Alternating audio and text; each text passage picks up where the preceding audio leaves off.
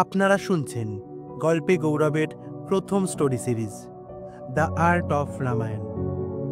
গল্পে গৌরবের এই সিরিজের প্রতিটা পর্বে আমরা জানব রামায়ণের বিভিন্ন জানা অজানা ক্যারেক্টার সম্পর্কে, জানা অজানা নানা গল্প কাহিনী।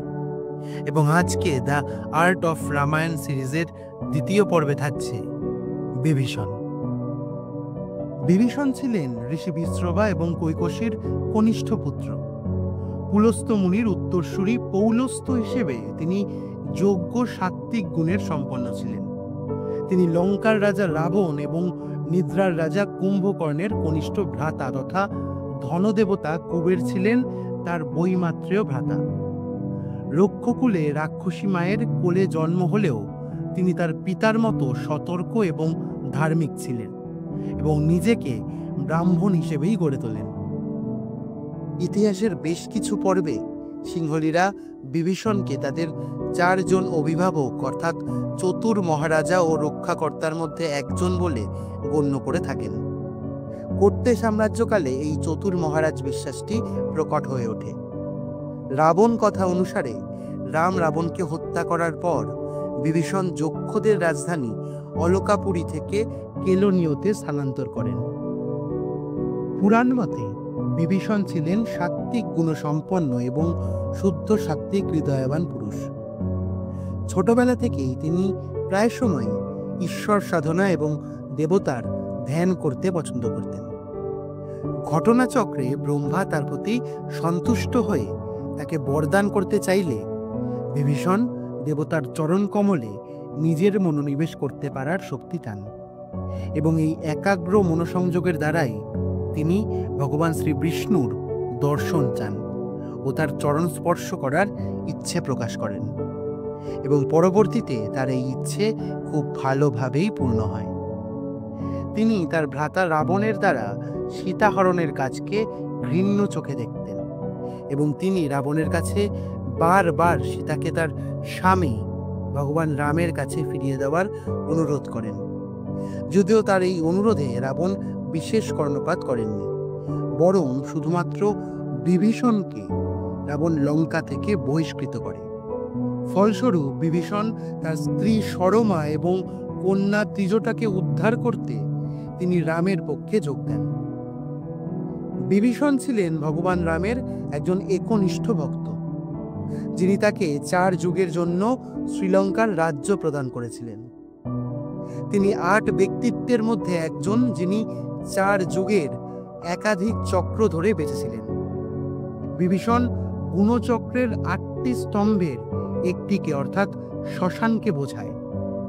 সেই অনুসারে গুণচক্র হেরুকমণ্ডলের মাঝখানে পদ্মের মধ্যে অবস্থিত সহজাত স্তর এর 4টি বিভাগের একটিকে বোঝায়।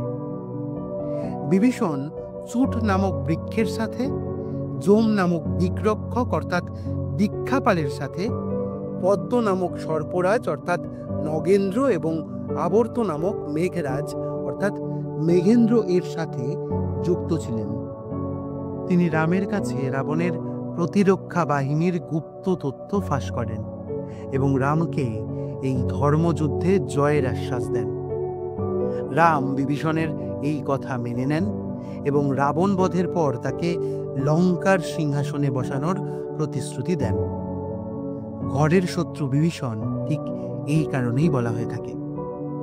রাম ও রাবণের মেঘের অন্তরালে যুদ্ধ চলাকালীন রাম রাবণকে চিহ্নিত করতে অক্ষম হয়ে পড়লে তিনি রাবণের মৃত্যুর পথ জ্ঞাত করান। তিনি শ্রীরামকে জানান যে রাবণ তার উদরে অমরত্ব সঞ্চিত করে রেখেছে, ফলে সেই অমরত্ব শুষ্ক করা অত্যাবশ্যক। অন্তিমে বিভীষণের কথা অনুযায়ী রাম রাবণের নাভি লক্ষ্য করে ব্রহ্মাস্ত্র নিক্ষেপ করলে রাবণকে বধ করতে সক্ষম হন। আবার অন্য কিছু মহাকাব্যতে স্পষ্টভাবে উল্লেখ করা হয় যে কুম্ভকর্ণ বা বিভীষণ কেউই ধর্মের পথ ছেড়ে স্বেচ্ছায় অধর্ম করতে চাননি, কিন্তু তাদের কাছে উভয় সংকট নিষ্পত্তির দ্বিতীয় কোনো পথ না থাকায় তারা নিজেদের ধর্মমতো পক্ষ চয়ন করেন। কুম্ভকর্ণ তার জ্যেষ্ঠ ভ্রাতা রাবণকে পরামর্শ দেওয়ার পর সে তা মানতে অপ্রস্তুত থাকলে তিনি ভ্রাতার প্রতি আনুগত্য দেখিয়ে তার পক্ষ নেয়। আবার বিভীষণের ক্ষেত্রেও এই একই ঘটনা ঘটলে তিনি তার বিরোধ করেন। প্রতীকীভাবে রামায়ণে বিভীষণ চরিত্রটি ছিল রামের প্রতি আত্মসমর্পণকৃত এক ভক্তের। চরিত্রটি বিশ্লেষণে দেখা যায় যে ঈশ্বর তার ভক্তের কুল, গোত্র বা জন্মস্থান দেখে ভেদাভেদ করেন না। রাবণ বধের পর বিভীষণ লঙ্কার সিংহাসনে বসলে তিনি সম্পূর্ণভাবে দ্বৈত সুলভ আচরণ এবং দ্বৈত রীতি বিসর্জন দেন এবং সঠিক ধর্মের পথে চলা শুরু করেন। তার স্ত্রী এবং লঙ্কার রানী সরমা তাকে ধর্মের পথে চলতে সহধর্মিণীর ভূমিকা পালন করে। দ্য আর্ট অফ রামায়ণ গল্পে গৌরবের প্রথম এই সিরিজের দ্বিতীয় পর্বে ছিল বিভীষণ। এরপর এই সিরিজের আরও বিভিন্ন পর্ব ভিন্ন ভিন্ন ক্যারেক্টারকে নিয়ে আসবে। তবে তার আগে অবশ্যই কমেন্ট করে জানাবেন আজকের এপিসোডটি কেমন লাগলো আপনাদের। ভালো লাগলে অবশ্যই লাইক এবং শেয়ার করবেন, আর হ্যাঁ, সাবস্ক্রাইব করতে কিন্তু ভুলবেন না।